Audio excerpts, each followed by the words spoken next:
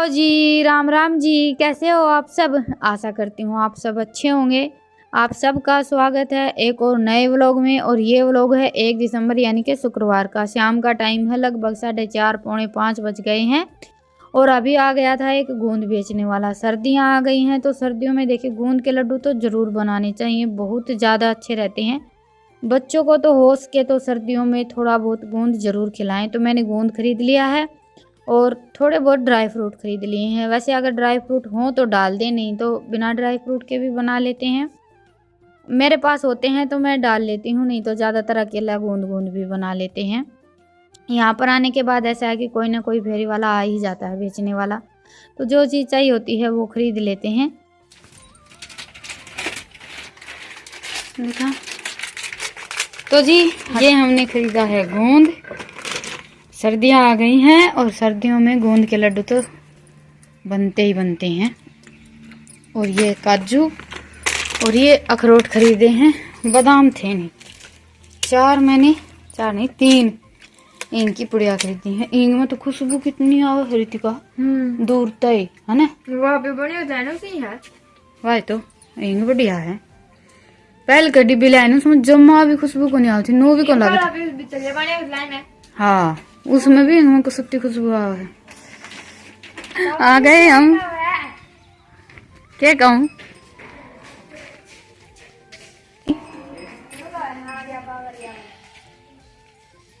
के ले आए हो तुम? चीनी पत्ती किस तरह उठा ले आई? फॉरेट ले आए हो के? अच्छा, थोड़ी सी तो इसमें भी गिर दो, गया में भी गया में सारी डाल की दवाई गिर दो, गया लागन की देखी जाएगी।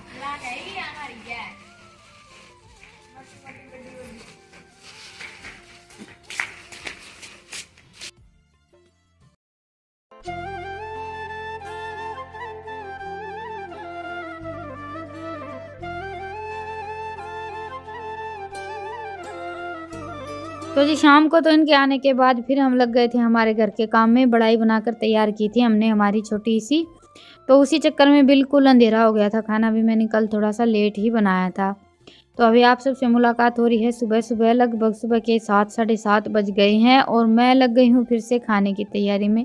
इससे ज़्यादा तो हमारी लाइफ में कुछ होता ही नहीं है, मतलब कि पूरे दिन में आधा टाइम हमारा किचन में ही निकल जाता है, सुबह शाम खाना बनाते बनाते। और सर्दियों में दिन इतने छोटे छोटे होने लगते हैं कि 12 बज जाते हैं। सुबह का काम जैसे खाना वाना बनाते, फिर बर्तन वगैरह साफ़ करते हैं, 3 बजे के बाद फिर से काम स्टार्ट हो जाता है।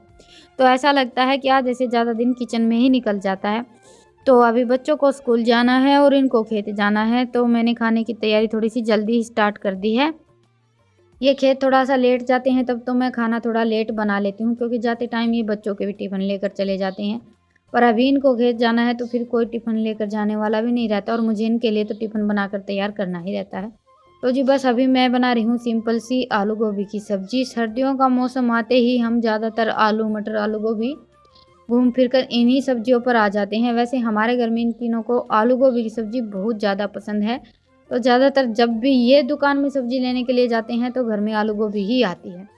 तो जी वैसे अभी सिंपल सी मैंने सब्ज़ी छूक दी है। पहले आलू गोभी को फ्राई किया था, उसके बाद फिर मसाले डाल दिए। फ्राई करके हम सब्ज़ी बनाते हैं तो अच्छी भी लगती है और जल्दी भी बन जाती है, दोनों काम हो जाते हैं। वैसे सर्दियों के मौसम में सब्जियां बड़ी अच्छी अच्छी आती हैं, झटपट बनकर तैयार हो जाती हैं। तो जी बस अभी सब्जी बनकर तैयार होगी तब तक मैं आटा गूँथ लेती हूँ।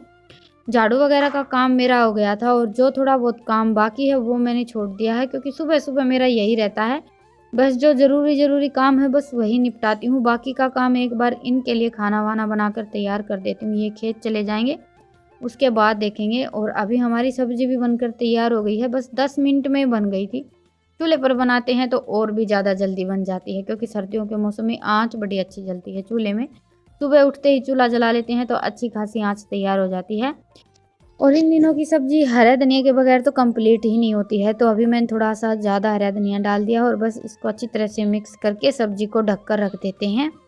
और अभी गूँथ लेते हैं आटा।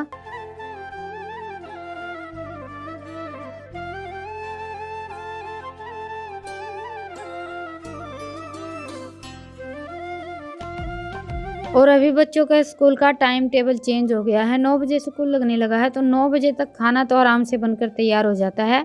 पर सुबह सुबह ये है कि हम चाहे कितना भी जल्दी उठ लें, भागम भाग तो हमें रहना ही पड़ता है। तो जी बस अभी खाना तो हमारा बनकर तैयार हो गया है। दूध मैंने पहले ही भिगोकर लस्सी तैयार कर दी थी सबके लिए। बस अभी सब्जी बना दी है और रोटियां बना दी हैं। अभी कर देती हूँ सबके टिफ़िन पैक। थोड़ी ही सी रोटियां बनाऊंगी मैं, एक बार इनके लिए टिफ़िन पैक हो जाएं, बाकी की रोटियां फिर दोपहर के लिए बाद में बनाकर रखूंगी। और सुबह सुबह की ये हड़बड़ी और भागम भाग वाली रूटीन तो सबकी ही रहती है, चाहे घर में एक जन हो या दो हो। मैं तो जैसे अकेली हूँ काम करने वाली, तो थोड़ा सा ज़्यादा हो जाता है, लेकिन 2-3 जन भी रहते हैं ना, तब भी यही काम रहता है। तो जी बस अभी सब चले गए हैं, बच्चे स्कूल चले गए हैं, ये खेत चले गए हैं और मैंने खाना वाना बना कर रख दिया है।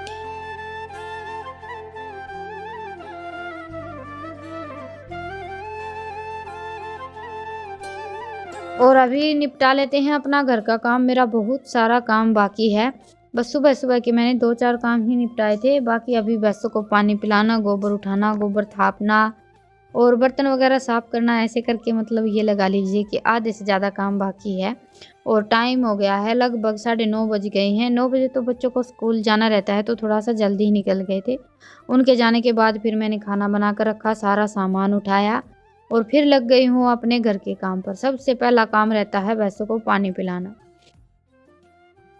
नहलाना धुलाना तो अभी होता नहीं है, सर्दियों का मौसम आ गया है, तो डेली डेली तो नहलाते नहीं हैं, एक दिन छोड़कर एक दिन या 2-3 दिन में एक दिन नहला देते हैं। और कुछ दिन पहले हमारी भैंस की तबीयत भी थोड़ी सी बिगड़ गई थी, ठंड की शिकायत हो गई थी।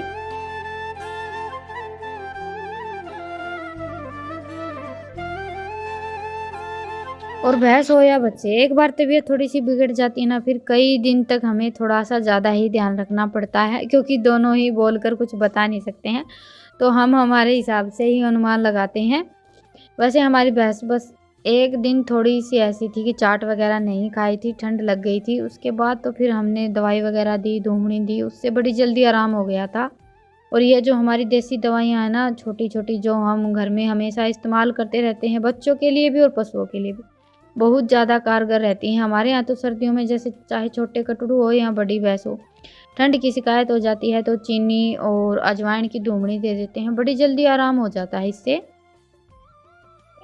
ये छोटी छोटी चीज़ें हैं जिनका हम ध्यान रखते हैं तो हमारा काम बहुत ज़्यादा आसान हो जाता है।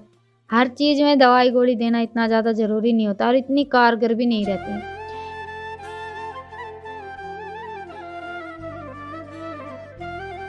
कहीं कहीं पर कई कई बीमारियों में ये जो हमारी देसी दवाइयाँ हैं ना, जो हम हमेशा इस्तेमाल करते आ रहे हैं और देखते आ रहे हैं, वो बहुत ज़्यादा काम करती हैं। तो जी बस आप सबसे बातें करते करते अभी मैंने भैंसों को पानी पिला दिया और झाड़ू वगैरह लगा दी, सारा काम निपटा लिया है। अभी खड़ बह कर रख देते हैं शाम की सानी के लिए, और थोड़े बहुत बर्तन बाकी थे वो धोकर रख देते हैं। वैसे बर्तन वगैरह मैंने धोकर रख दिए थे, अभी बस ये दूध की बाल्टी रह गई थी, ये धो देती हूँ। और थोड़े बहुत बर्तन और होंगे, इधर उधर रखे कई बार रह जाते हैं। और सर्दियों के मौसम में ये है कि बच्चे अंदर चाय पीते हैं, दूध पीते हैं और बर्तन कहीं का कहीं रख कर छोड़ देते हैं। तो अभी अंदर का काम तो मैंने देखा ही नहीं है, बस बाहर के काम में ही लगी हुई हूँ। तो जी अभी बज गए हैं 4:30 पौने 5 और बस अभी चाय पी है। आज ये खेत से थोड़े से जल्दी आ गए थे, अभी करेंगे खाने की तैयारी। तो आज शनिवार है तो मैं सोच रही हूँ थोड़े से पकोड़े बना लेते हैं। हैं? हम तो गए थे, हम आए हो, मैं कौन आई। एक तो घर तो इतनी इज्जत दे के बोलूं, सच्ची क्या करे, खिचड़ी ने मटर पनीर वाली इज्जत दे, वो सूट कौन करे। ठीक ठीक, मैं कौन खिचड़ी, हम हो खिचड़ी। आ जाए रितिका,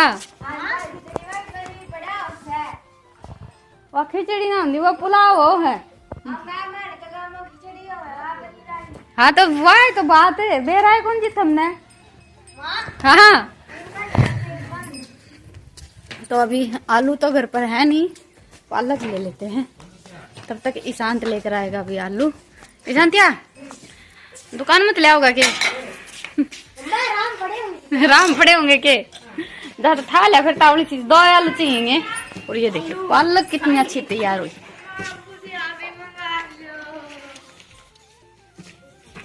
हाँ तो रितिका था राग भी पकोड़े बनाने लग रही, भुजिया की कसरे रहेगी पालक के।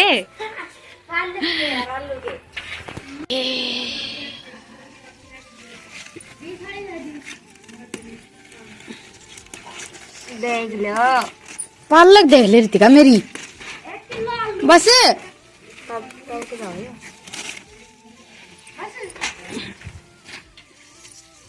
थोड़े ही बनावांगे, तुम तो खाओ कौन कोई सा भी। हाँ तो मैं तो खाऊंगी।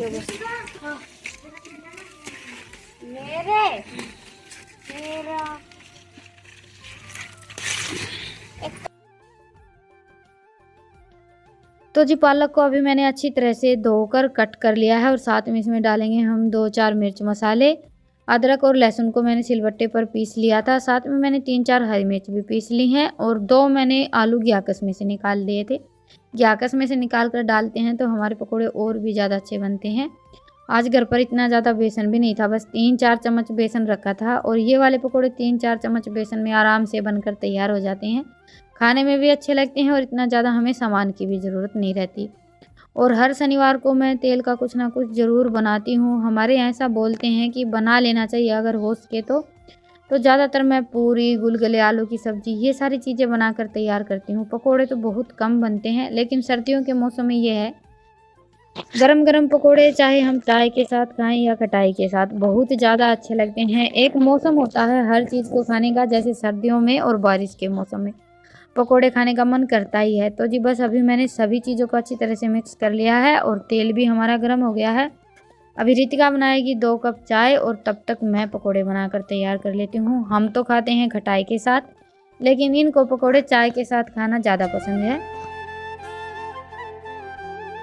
और ये देखिए 10 मिनट में और बिल्कुल थोड़े से सामान में हमारे एकदम क्रिस्पी करारे पकोड़े बनकर तैयार हो गए हैं। कुछ चीज़ें ऐसी होती हैं जिनको बनाने में हमें बहुत ज़्यादा ताम झाम की ज़रूरत रहती है और कुछ चीज़ें ऐसी होती हैं जो खाने में भी अच्छी लगती हैं और झटपट बनकर तैयार हो जाती हैं, जैसे कि ये पकोड़े।